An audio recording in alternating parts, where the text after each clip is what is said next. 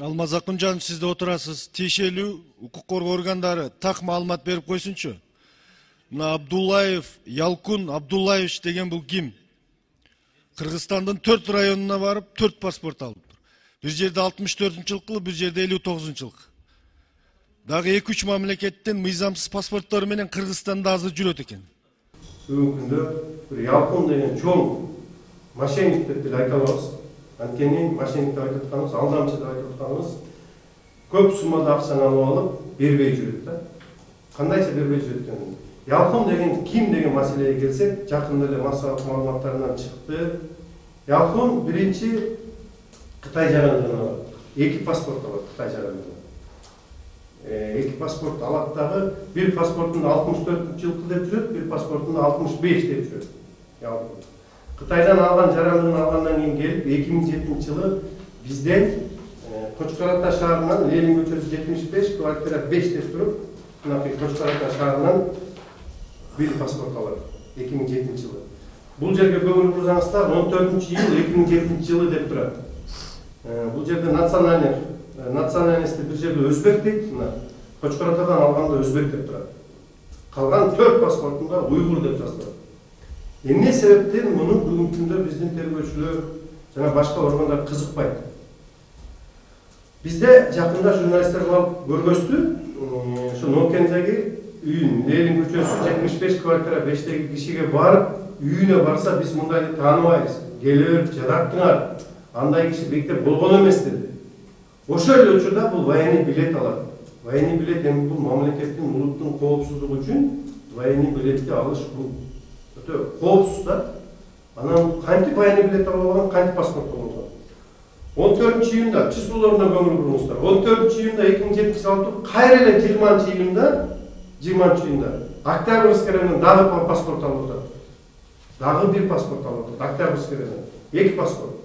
2011-жылы ушу паспортторго таянып Россиядан барып, Россиядан Екатеринбургдан дагы бир паспорт алып атат. Екатеринбургдагы Булбул деген көчөнү көргөзүп паспорт алган.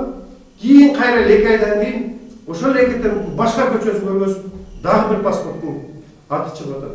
Бир паспортунда Ниязов деп жүрөт, калган паспортунда Ялкун. Бирөөндө 59-жылкы дейт, бирөөндө 64-жылкы. Тергөөчүлөр эмес, биздин өзүбүздүн башыбыз айланып калды. Бул Ялкундун паспортун көптүгүнө. Кытайдын 2 паспорту жүрөт, Россиянын 2 паспорту жүрөт, Кыргызстандын 2 паспорту жүрөт.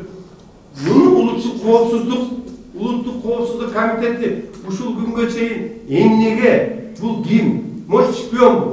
Муну улуттук коопсуздугуна коркунуч келтирип турган жаран бул деген кызыккан киши жок. Бүгүнкү күндө Октябрь районунда 30 миллион боюнча козголгон кылмыш иши бар. Мен сиздерге бир нерсе айтып кетейин.